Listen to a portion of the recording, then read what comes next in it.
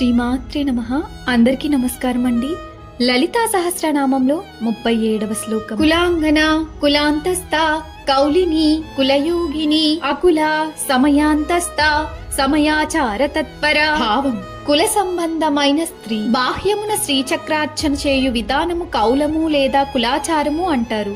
కులము యొక్క మధ్యములో స్థితమై ఉన్నది పరమేశ్వరి. కులదేవతల రూపంలో ఆరాధించబడునది శివ.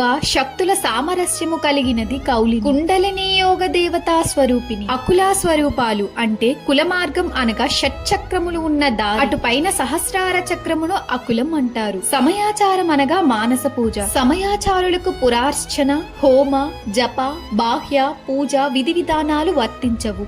మహాదేవి సమయాచార అంతర్వర్తిని. సమయాచారములో ఆసక్తి గలది. ఒక్క నిమిషం కళ్ళు మూసుకోండి. దేవిని బయట వెతకడం ఆపండి.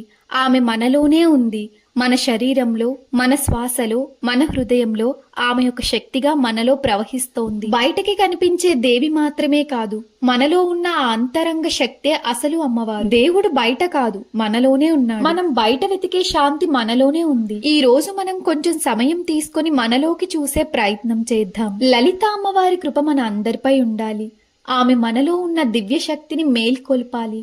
శ్రీమాత్రే నమః.